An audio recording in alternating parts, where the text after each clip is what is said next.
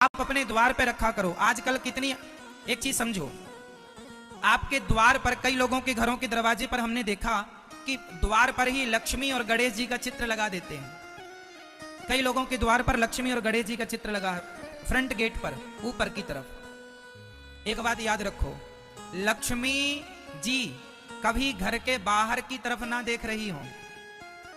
यदि बाहर की तरफ देखेंगी तो फिर अंदर की तरफ ध्यान कौन रखेगा? इसलिए माता लक्ष्मी बाहर ना देखें, अंदर की तरफ देखेंगी तब तो अंदर का भंडार भरेगा माता लक्ष्मी की तरफ। अब लक्ष्मी जी बाहर ही देख रही हैं तो जो आई लक्ष्मी सब बाहर की तरफ भाग रही है, टिकती नहीं। महाराज जी घर में लक्ष्मी नहीं टिक रही है, और लगा लो द्वार में माता लक्ष्मी जी को बाहर। लक्ष्मी जी को बाहर नहीं, आपके पास 1 लाख रुपए हैं तो क्या आप अपने 1 लाख रुपए को बाहर रख देंगे गेट के, कि घर में अंदर रखेंगे? तो जो लक्ष्मी की माता है उन्हीं को आपने बाहर रख दिया है, तो फिर अंदर कैसे आएंगी वो? इसलिए माता लक्ष्मी के चित्र को घर के द्वार पर नहीं लगाते। फिर कहां लगाते हैं? माता लक्ष्मी की मूर्ति सदा घर के अंदर रखते हैं, और अंदर मंदिर में भी ऐसी जगह रखो जहां वो बाहर की तरफ ना देख रही हो। सदा माता लक्ष्मी अंदर की तरफ देखें, उनका मुंह किस तरफ हो?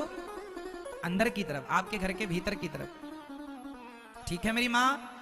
कई लोगों ने द्वार पे लगा रखा है लक्ष्मी जी को और गणेश जी को। गणेश जी भी बाहर नहीं होने चाहिए। गणेश जी बुद्धि के देवता हैं, तो बुद्धि बाहर ही बाहर बुद्धि रहे, बाहर वालों के लिए बुद्धि रहे, घर वालों के। इसलिए बाहर वालों के लिए लोग अच्छे बात करते हैं, घर वाली से झगड़ा करते हैं, है ना? तो फिर द्वार पे क्या लगाए महाराज जी? द्वार पे क्या लगाओ हम बता दें?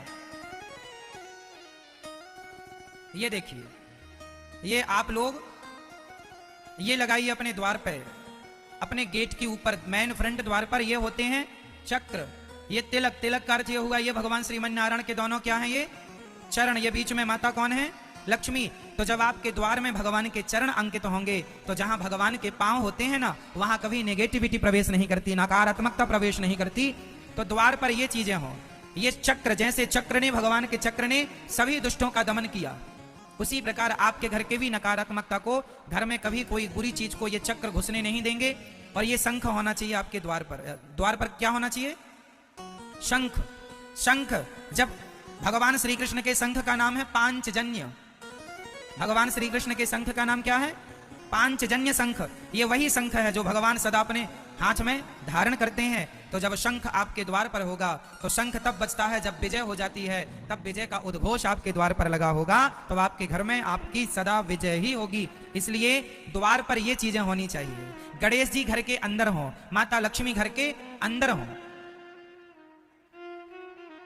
ठीक है? ये चीजें घर के बाहर नहीं, घर के बाहर ये हो द्वार पर, और ये अंदर भी हो। आपके छोटा सा ये स्टील का, पीतल का बन जाएगा, यहाँ स्टिकर मिल जाएंगे आपको शंख चक्र के। तो आप ये चीजें अपने घर पे जरूर बनवा के लगवाइएगा द्वार पर। और घर के ऊपर क्या लगवाएंगे?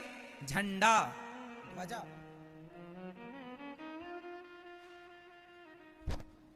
तो आप अपने द्वार पर क्या लगवाएंगे? शंख चक्र और तिलक। ऐसे ऐसे बनवा लेना, गूगल से तस्वीर निकल आएगी, आप टीवी पर आ रही है, मोबाइल पर ले लो, और ऐसे अपने यहाँ के उससे जो बनाने वाला स्टील इत्यादि का, उनसे बनवा के द्वार पर लगवाना। और इनकी भी इसी श्रद्धा से आरती उतारा करो, जैसे भगवान की आरती उतार के गेट के बाहर निकल के आरती के, मेरे द्वार पर भगवान प्रतिष्ठित है, मेरे द्वार पर ठाकुर जी बैठे हैं, भगवान बैठे। भगवान के चरण है ना ये, तो चरण मतलब चरण की पूजा होनी चाहिए भाई। गया जी में भगवान के चरण ही तो हैं, चरणों में ही तो जाके श्राद्ध होता है, चरणों की तो पूजा होती है। भगवान के चरणों को ही तो केवट ने धुला था, चरणामृत तो यही है।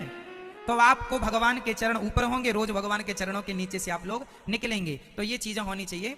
और किसी भी देवी देवता का चित्र घर के द्वार पर ना हो, हमेशा भगवान के चित्र भगवान अंदर हो, ठीक है? और घर के ऊपर क्या होना चाहिए? कई लोग ना जूता लटका देते हैं। 1 करोड़ रुपया का घर बनवाया और फटा जूता लटका दिया। अब आप लोग मैया बढ़िया 10,000 की साड़ी पहनो और बढ़िया हार पहनो और चोटी में एक जूता लटका लो अच्छा लगेगा? क्यों जूता लटका? बोले नजर ना लगे, इतना अच्छा श्रृंगार किए। लो, करोड़ों का घर बनवाया और जूता लटका लिया, बोले क्यों नजर ना लगे घर को। वाह रे पगले, कितनी मूर्खता है मेरी माँ। घर के छत पर घर के शीर्ष पर, घर के ऊपर जूता ना लटकाया करो, घर के ऊपर तो सदा ध्वजा होनी चाहिए। हाथ वज्र और ध्वजा विराजे, हाथ वज्र और ध्वजा विराजे, कांधे मूंज जनेऊ, हाँ ध्वजा हो। ध्वजा हर देश की एक ध्वजा होती है, हमारा तिरंगा है हर देश का। पहले हर राजा महाराजाओं का झंडा होता था, हमारे यहां आप जिस झंडे पर हनुमान जी बने हो सदा वो झंडा अपने घर पे रखना, क्योंकि अर्जुन ने जब महाभारत लड़ा तो अर्जुन के रथ पर जो झंडा था उस झंडे पे हनुमान जी बने थे। और वो हनुमान जी केवल झंडे पर ऐसा नहीं, साक्षात हनुमान जी हमारे घर की रक्षा कर रहे हैं, इस भाव से हनुमान जी को छत के ऊपर रखा करो। ऊपर किसका स्थान? श्री हनुमान जी का। ठीक है, तो आपके घर पे जो झंडा होगा उसमें हमेशा हनुमान जी बने हो। यदि आप माता जी के उपासक हैं तो दुर्गा माता बनी हो, वो भी चलेगा। पीला झंडा लगाना है पीला, लाल लगाना है लाल, सफेद लगाना है सफेद, पर झंडा आपके ध्वजा घर पर हो, हनुमान जी बने हो झंडे पर, सबसे उत्तम। हम ये सलाह देंगे आपको। ठीक है, तो ऊपर से हमारे घर की रक्षा कौन करेगा? बोलना, ऊपर से हमारे घर की रक्षा कौन करेगा? श्री हनुमान जी। द्वार पर रक्षा कौन करेगा? भगवान का चक्र और भगवान के चरण। और घर के अंदर कौन रक्षा करेगा? माता लक्ष्मी सदा अन्नपूर्णा से लक्ष्मी रक्षा करेंगी। और भगवान श्रीमन नारायण आपके घर में आपकी बुद्धि की, आपके विवेक की, आपके अच्छे विचारों की रक्षा भगवान करेंगे। आपके परिवार की, आपके बच्चों की रक्षा, सबके रक्षक। तुम रक्षक, बोलो तुम रक्षक, काहू को डरना। क्यों जी, यही तो गाते हैं ना हम लोग, तुम रक्षक, तुम रक्षक। कौन रक्षक? कौन रक्षक? तुम रक्षक, अर्थात श्री हनुमान जी। हनुमान जी ध्वजा पर ऊपर होंगे तो तुम रक्षक। लेकिन अज्ञानवश हम लोग जूता लटकाते हैं। समझ आ रही है ना आपको? देखो, ये जो ज्ञान है, ये ज्ञान संप्रदाय का यही लाभ है। जब संप्रदाय से आप जुड़ते हैं तो संप्रदाय का ज्ञान प्राप्त होता है, बोध होता है। तो ये ज्ञान है जो कि सबके पास होना अति आवश्यक है, हर हिंदू के पास होना चाहिए।